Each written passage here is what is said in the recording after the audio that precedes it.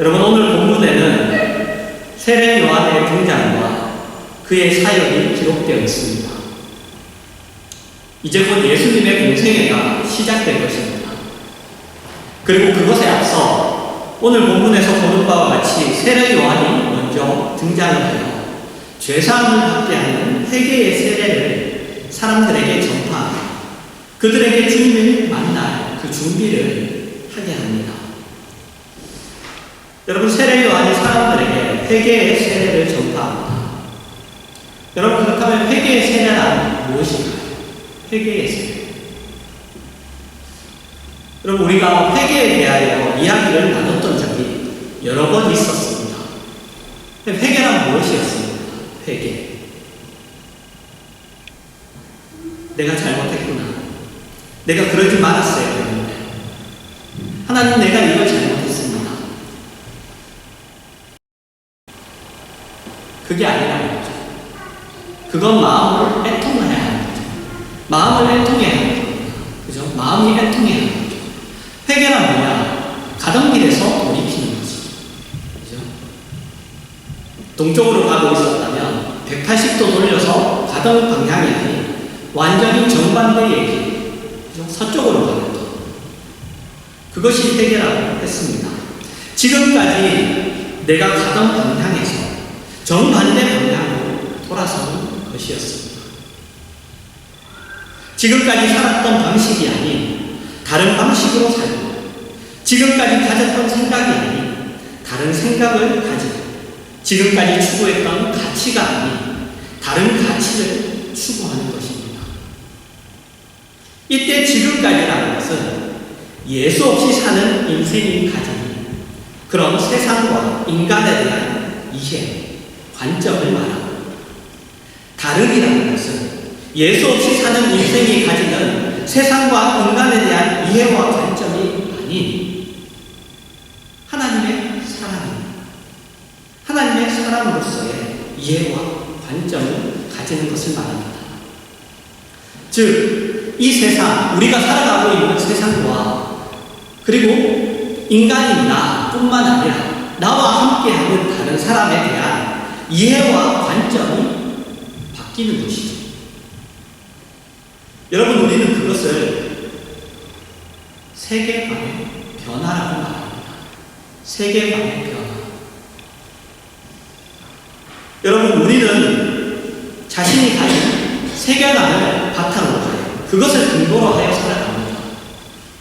우리는 자신이 가진 세계관을 근거로 하여 이해하고 선택하고 결정하고 그리고 결단합니다. 물론 우리 가운데에는 자신이 가진 세계관이 분명하게 정리되어 있지 않거나 혹은 자신이 가진 세계관을 인식하고 있지 못한 분들도 계실 수 있습니다. 그러나 그렇다 할지라도 각자가 살아가는 근거에는 세계관이 있을 수밖에 없습니다. 우리가 지금 읽고 있는 책에도 보면 가장 먼저 얘기하는 게 세계관에 대한 얘기를 합니다. 부모가 자녀를. 왜냐하면 부모는 자기가 가진 세계관을 가지고 행동하고 말하고 선택하고 요구하고 하기 때문이죠. 우리가 보통 말하는 야, 너 그렇게 살아서는 이 세상을 너 제대로 살 수 없다. 너 그렇게 살면 망한다.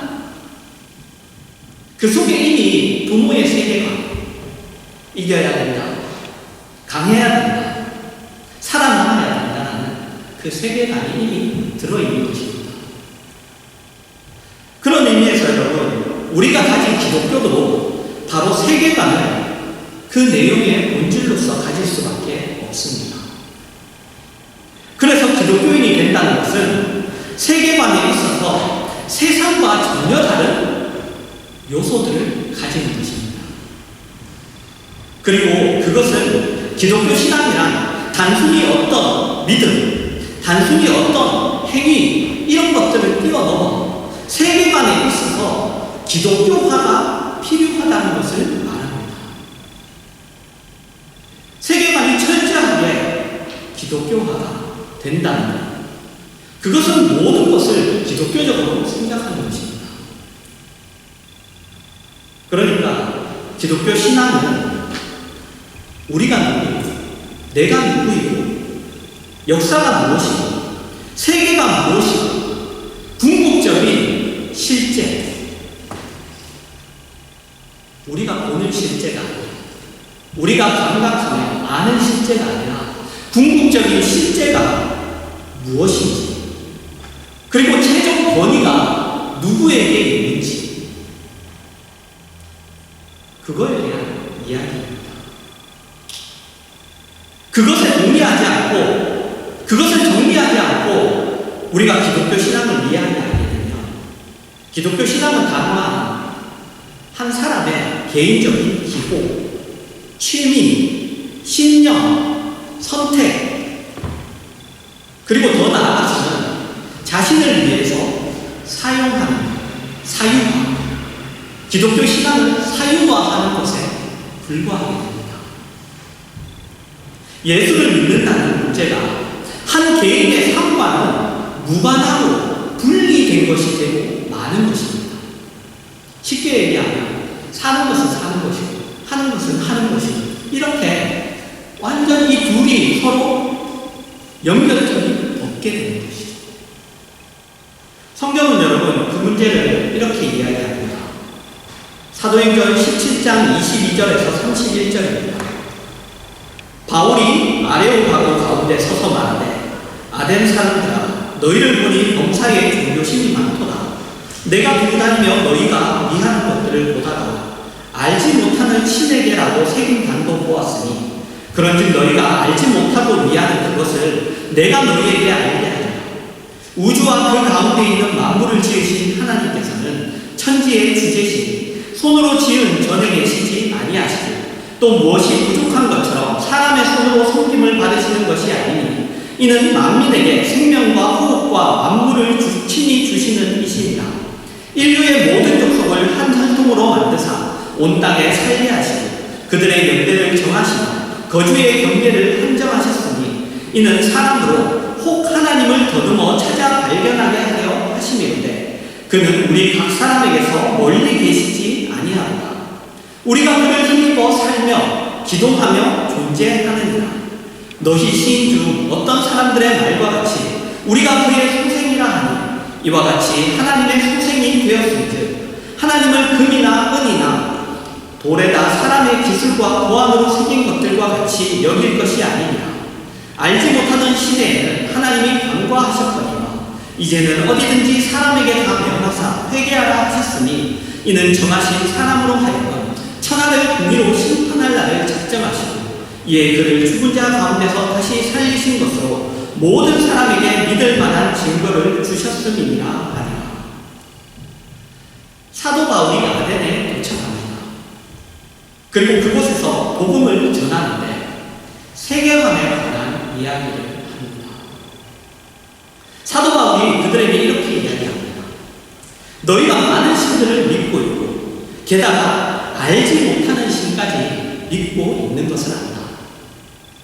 그것은 곧 너희가 인간이 인간의 한계를 이해하고, 그리고 신이 필요하다는 것을 인정하고 있다는 것이다.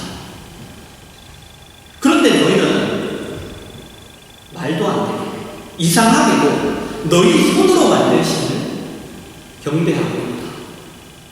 그것은 인간을 초월하는 신이 아니다.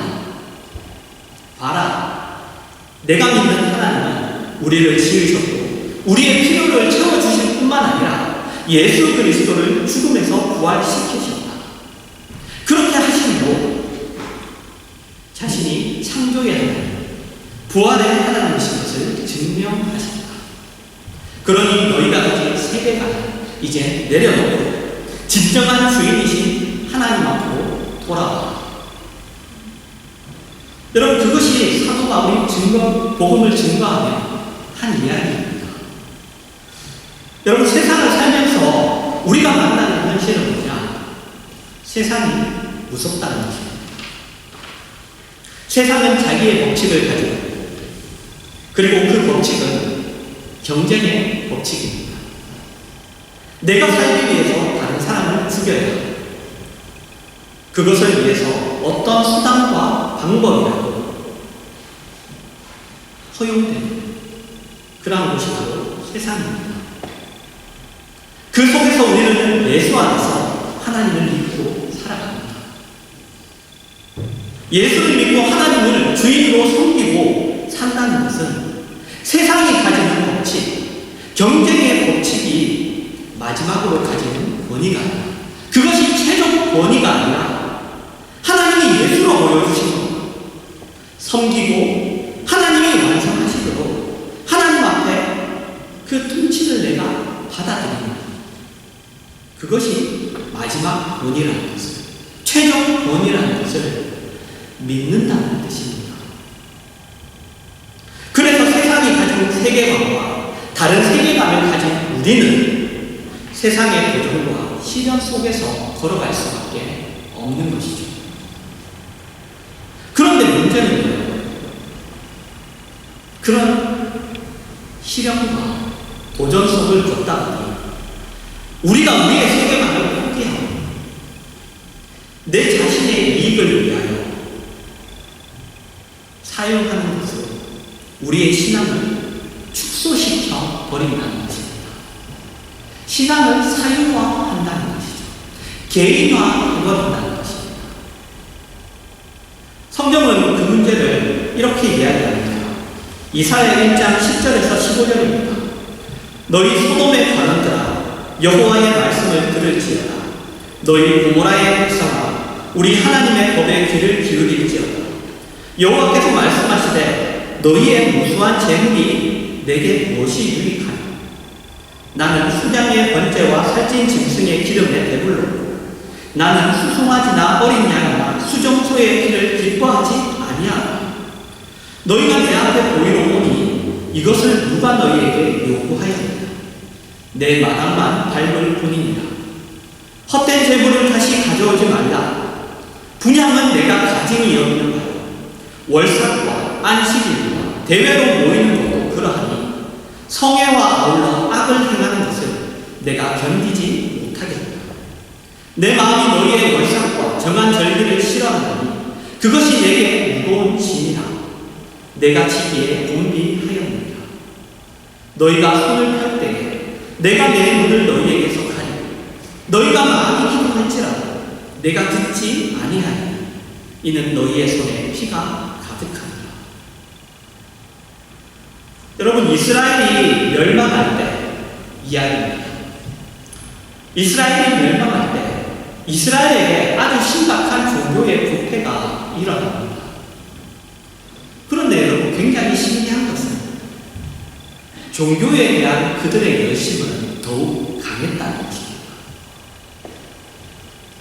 하나님 앞에 풍성하게 바쳤습니다. 때를 따라 하나님 앞에 나왔습니다. 그 모든 것들을 다 지켰습니다. 그리고 신앙적인 것, 신앙적이지 않은 것, 무엇을 해야 되고 무엇을 하지 말아야 된다는 것이 굉장히 원색적이었습니다. 선명했어요. 그런데 부패가 일어난다는 것입니다. 여러분, 그것이 무엇을 의미할까요? 그렇게 열심히. 여러분, 그들은 하나님을 하나님으로 소유한 것이 아니라 개인적인 하나님, 사적인 하나님, 자신의 소원을 들어주는 방법으로 하나님을 소유했습니다. 그러니까 그들의 실제적인 삶의 중심은 하나님이 아니었어요. 실제적인 삶의 중심은 하나님이 아니라 세상이에요. 그래서 중심이 세상에 늘 있었습니다. 그래서 그들의 인생에서 중요한 것은 정치적 평화, 물질적 풍요, 그리고 하나님은 그것들을 이루어 주시는 힘에 불과한 것이 있습니다. 그래서 하나님이 말씀하시는 거죠. 너희가 나에게 와서 제사 드리는 거 싫다.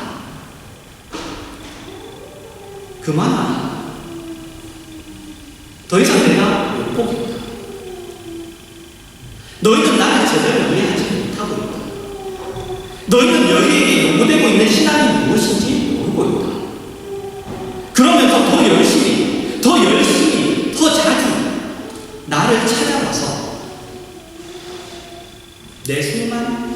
썩이리로다.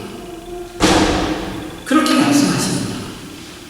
그러시면서 그들에게 이런 말씀을 주십니다. 16절과 17절입니다. 너희는 스스로 씻으며 스스로 깨끗하게 하여 내 목전에서 너희 악한 행실을 버리며 행악을 그치고 선행을 배우며 정의를 구하며 학대받는 자를 도와주며 고아를 위하여 신원하며 과부를 위하여 변호하라 하셨느니라. 여러분, 이것은 단순히 그런 행위를 하는 것이 아닙니다. 그런 행위를 너희가 해라. 왜 그 일을 하지 않고 있냐? 단순히 그런 게 아니에요.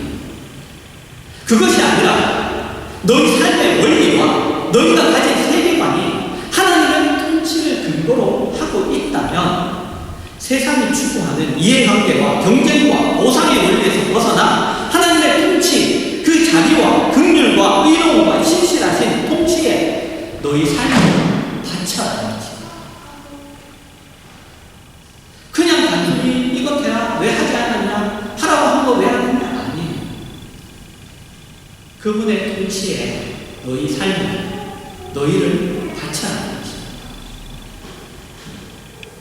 그 모든 것들은 하나님이 우리에게 허락하신 우리다운 삶, 하나님의 자녀의 삶, 하나님의 통치 속에서 사는 삶을 사는 것입니다. 그래서 하나님이 그 하나님의 통치 속에서 산다는 것은 너 그러면 죽는다, 너 그렇게 살면 세상에서 도태돼, 너 그렇게 살면 세상에서 제대로 못 살아 라는 세상의 위험과 도전과 그 시험과 그 현실 속에서 하나님의 통치 속에 사는 것을 말합니다. 여러분, 그리고 그러려면 우리의 세계관이 바뀌어야 됩니다. 우리는 보이는 세상이 궁극적인 실제가 아니라, 보이는 세상이 그것이 전부가 아니라, 그리고 역사나 권력이나 아니면 어떤 힘의 논리에 의해서 좌지우지되는 것이 아니라, 또한 우연히 만들어내는 것이 아니라, 그런 것이 아니라는 것을 우리가 믿지 못한다면 여러분, 우리는 세상을 이길 수 없습니다. 절대로 못 이깁니다. 100번 싸우면 100번 집니다. 물론 여러분, 그것은 강요될 수 없는 것이죠. 그러나 예수를 믿는다고 고백한다면 우리가 예수를 믿는다는 말이 가지는 의미는 알아야 합니다. 그것은 다만 어떤 선한 행위를 하거나, 다만 그냥 믿습니다 라거나, 다만 주일 하루 예배를 보러 오는 것이거나, 혹 열심을 내어서 봉사를 하는 정도가 아닙니다. 삶의 관점과 방법이 바뀌어야 하는 것이죠. 여러분, 물론 이렇게 말씀하실 수 있습니다. 그렇게 살면 죽습니다. 그렇게 살면 도대체 어떻게 살아가요? 여러분, 그래요? 그렇습니다. 그래서 신앙은 여러분, 고민스러운 겁니다. 신앙은 고민스러운 겁니다. 내가 예수를 믿는다고 고백하고 확신을 가졌다고 해서 세상을 내가 단숨에 이기지 못합니다. 그래서 성도들은 많은 부분에서 그 문제를 외면합니다. 세상에서는 세상의 방식으로 살고, 믿음에서는 어떤 명령에서만 지키면서 삽니다. 예배를 해, 헌금을 해, 종교 행위를 해. 나머지 부분에서는 성도답게 사는 것이 부족하죠. 최소한의 명령과 이해가 부족합니다. 신앙은 어떤 특별한 경우에서, 어떤 특별한 영역에서만 표현되고, 하나님이 요구하시는 현실 속에서 이 세상이라는 환경과 배경과 조건 속에서는 하나님이 유일하신 주인이시고 통치자이시고 거짓이라는 것을 지켜내지 못합니다. 여러분, 그래서 누가복음 3장을 보시면 후반부에 23절부터 38절에 대해서 여러분 뜬금없이 예수의 족보가 나옵니다. 예수의 족보.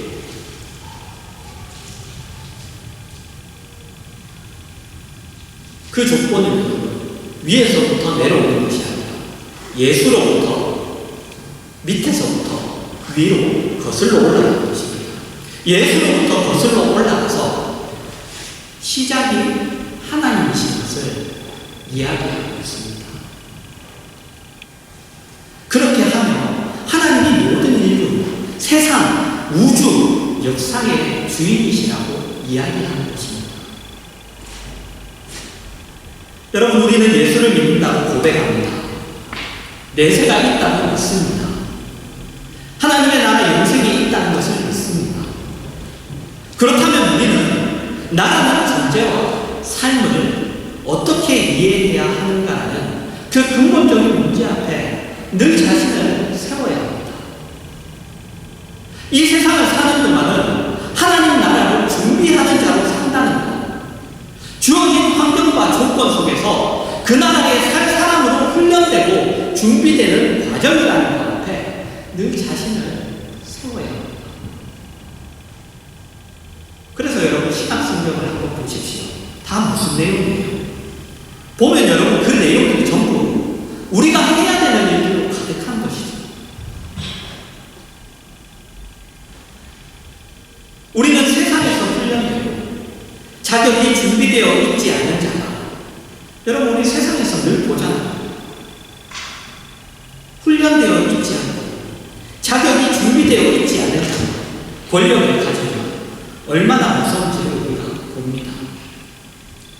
그 권력이 무엇을 위해 주어졌는지 모르고 권력을 자기를 위해 사용하고 권력에는 책임이 따른다는 것도 모르고 권력이 클수록 책임이 커진다는 것도 모릅니다. 마찬가지로 하나님이 하나님의 백성들에게 천국을, 영원한 나라를 주시는데 그걸 모르면 안 되겠죠. 그래서 하나님이 우리를 그 나라의 백성답게 만드시는 일을 하시는 것입니다. 그것은 여러분 당연한 것이죠. 그런데 그것을 우리가 어디에서 해야 됩니까? 주어진 조건, 현실이 전부인 것, 보이는 것이 전부인 것, 이기기 위해서 다른 사람을 죽여야 하는 세상의 위협과 그 공격 속에서 해야 합니다. 그것을 우리가 이해하지 못한다면 우리는 평생 예수를 믿음에도 불구하고 하나님 앞에 보상을 받는 싸움, 숨어서 전전긍긍하며 그것만 하다가 마치게 됩니다.